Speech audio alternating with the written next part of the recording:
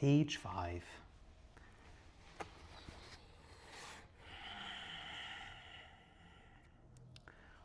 What is present moment awareness? Present moment awareness is a state of being, as opposed to something we do.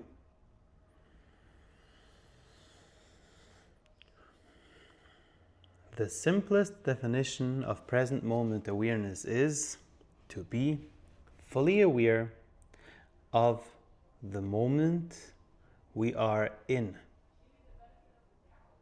or to be present in the moment.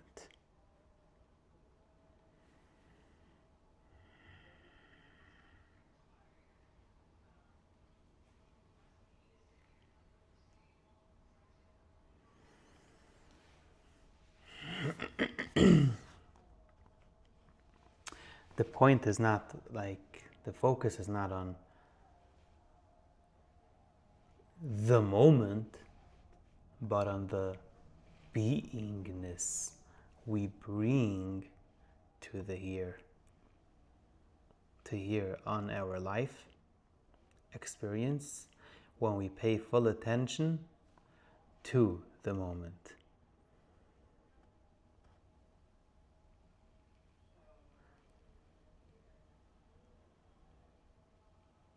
Again, the focus is not on the moment, but on the beingness.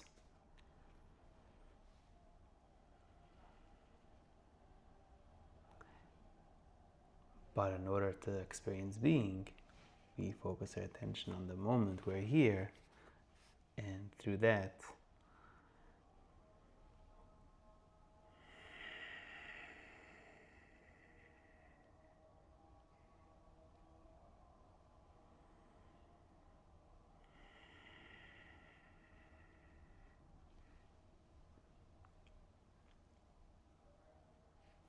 a reliable indicator we have entered present moment awareness is if our experience, no matter how comfortable or uncomfortable it may feel at any given moment, if it's infused with gratefulness. That's a good sign point to know if you are being present or not. You can be present and feel pain and discomfort, but when you're present, you're also feeling it's being infused with gratefulness. When I speak of gratefulness, I'm not referring to the kind of gratitude that's founded on comparison, such as feeling grateful we are in better health or have more wealth than someone else. Neither is it the sort of gratitude that arises because life is unfolding how we want it to and everything is easy. Not that type of gratitude. Rather, it's gratitude that requires no reason. Gratitude for the invitation, journey, and gift of life itself. Yeah. Gratefulness is the one single marker we can depend on as an indicator of how present we are in our experience. When we lack gratitude for simply being alive, it's because we have strayed from the present into an illusionary mental state called time.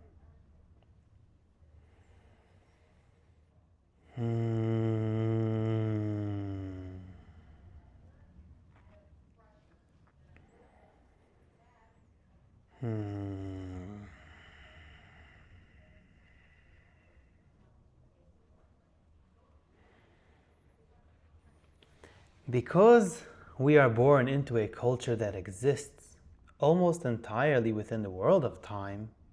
Few of us are able to be continually present.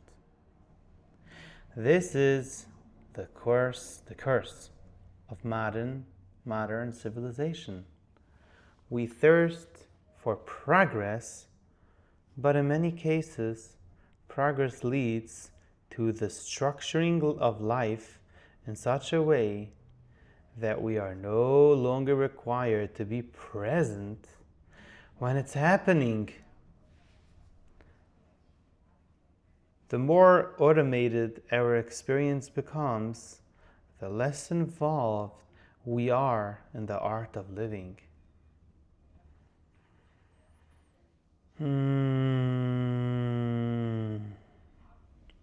In the world of time, it's challenging to be grateful because nothing appears to unfold the way we think it should.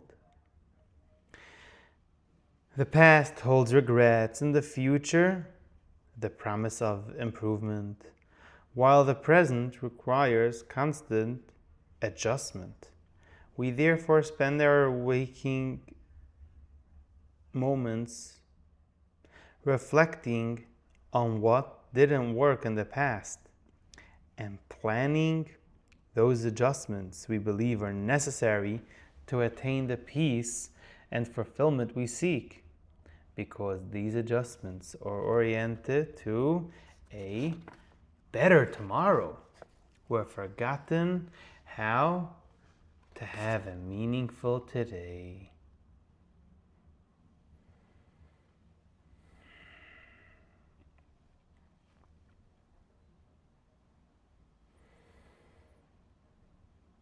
Consequently, the experience we are having right now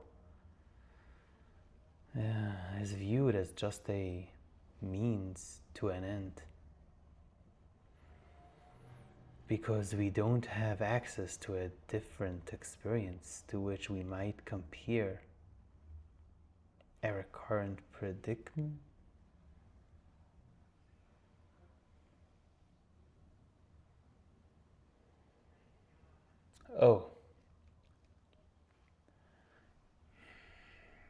The experience we are having right now is viewed as just a means to an end.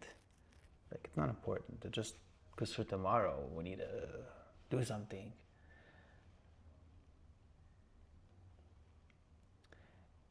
And this is because we don't have access to a different experience of real presence being here now, to which we might compare our current experience.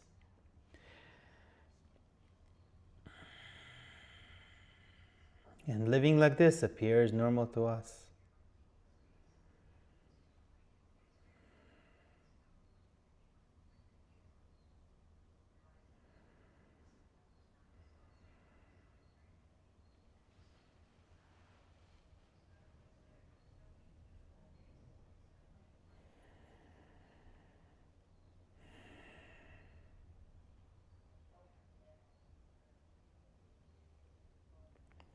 By living this way, we constantly leapfrog over the present.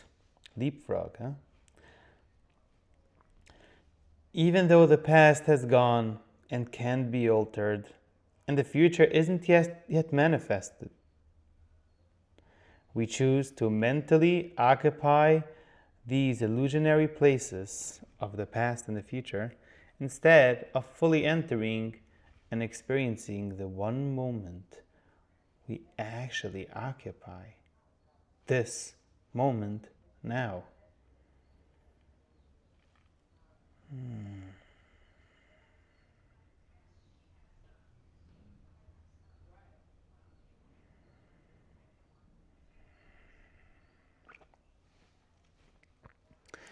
By habitually, dwelling in a mental state which allows us to project our attention into an illusionary past or future, By doing this, we miss out on the authentic physical and emotional experience that's happening right now.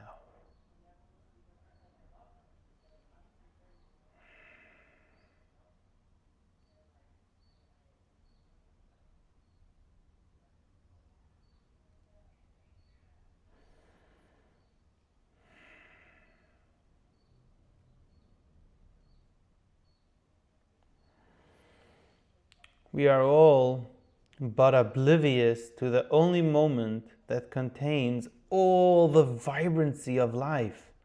We think we are living, but we are merely existing. We think we are moving forward, but we're just spinning in circles. We have become mental about everything and have thereby sacrificed the experience of being physically present and emotionally balanced. Consequently, as advanced as we may believe our mental state to be, we are ridden with confusion. We are so accustomed to this state of not being, this condition of merely existing, that not only does it appear natural to us, but we even aspire to it. Of course, it isn't natural, since it knows no harmony to be in the mental state. At some level, we realize this because in the midst of our mental leapfrogging, we sense something is amiss. We lack of inner peace. Our lack of inner peace is reflected outwardly as ongoing chaos, as well as in the way we shy away from any experience of stillness and silence.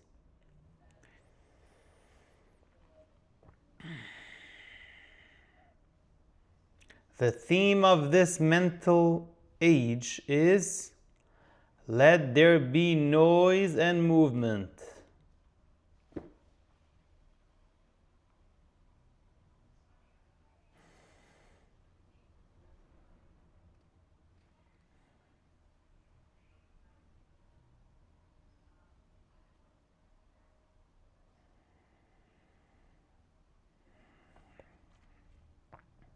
A side note, movement, we don't mean like passion and stuff. Movement, we mean like moving away from just being to the mental state, to being distracted.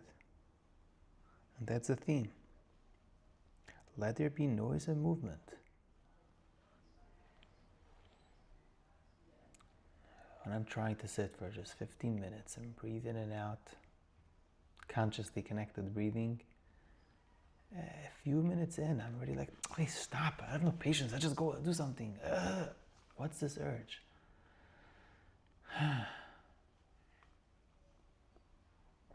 Let there be noise and movement. Instead of just tuning into this feeling too, of wanting to run. Because we can't remember what we have lost.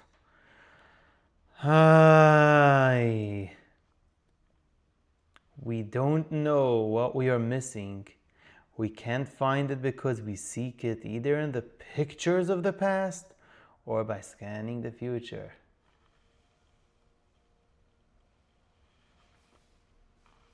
Because we can't remember what we have lost, we don't know what we are missing. We can't find it because we seek it either in the pictures of the past or by scanning the future. Our instability,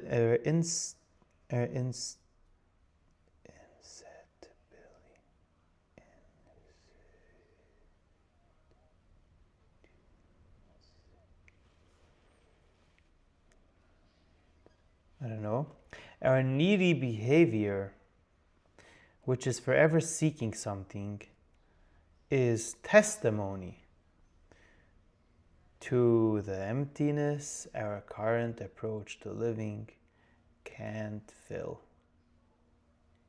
The word enough has no relevance for us.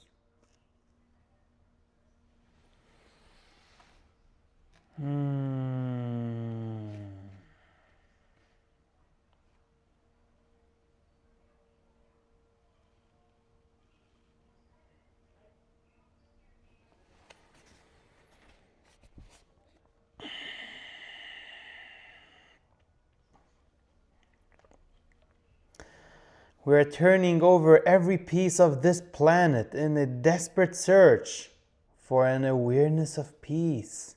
Yet nothing we do brings the awareness of peace into our state of frantic doing. This is because we have long since forgotten that peace isn't a doing, but a feeling. It's something we can't be enforced or mechanically installed, but that's only realized by entry in a felt manner into this moment.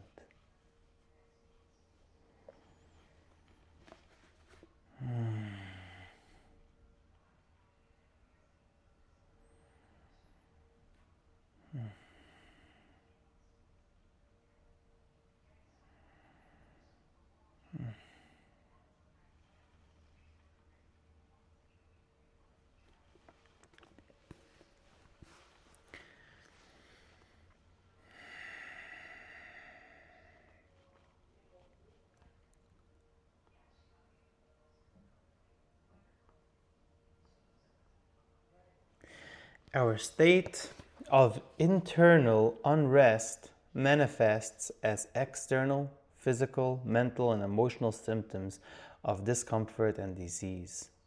No matter what we take for it, we run in an attempt to escape it, and how we distract ourselves from it with endless doings. Relief constantly appears just out of reach.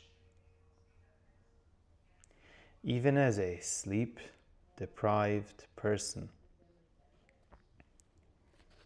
inevitably enters physical, mental, and emotional breakdown. Our neglect of the present moment awareness also quickly leads us into ever-increasing planetary and societal disintegration.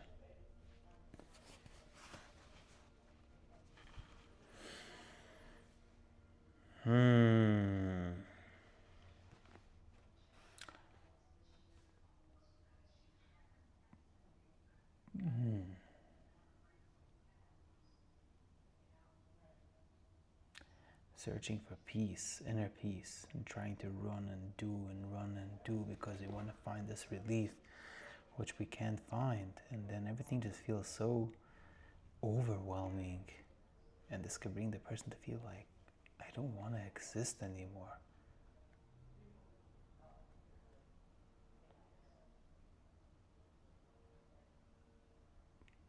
So let me run away from this. Let me run away from my feelings again. Let me run.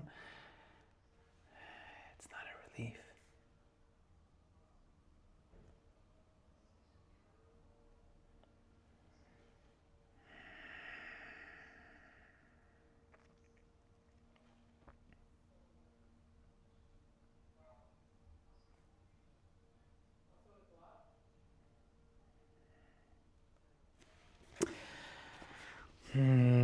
This mental condition of living in time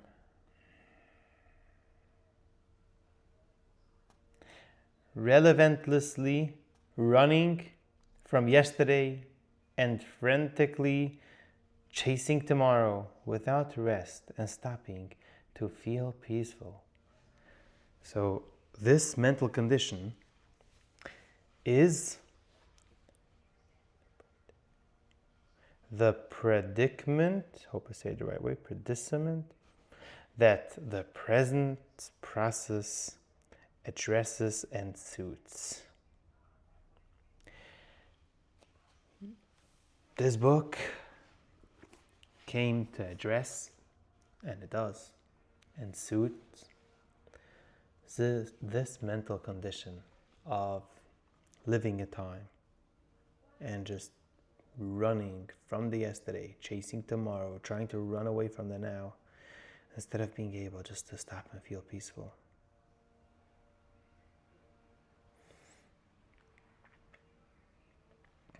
Now, how does it address it? By assisting us to recognize the cause of our predicament, like this condition. By helping us recognize it, this process provides us with the way out of our dilemma. It throws us a rope of awareness and empowers us to pull ourselves out of our distraction by past and future, allowing us to return to the only solid, safe, and peaceful ground, the present.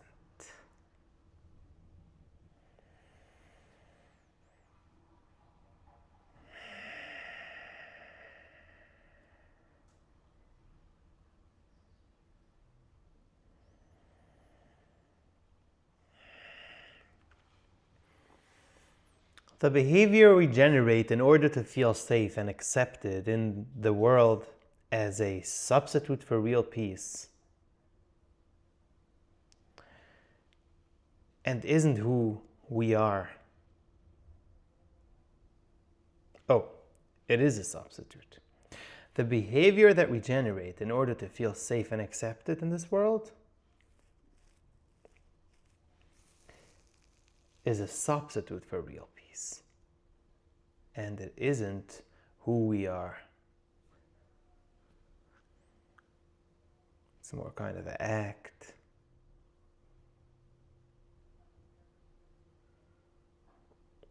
Overthinking.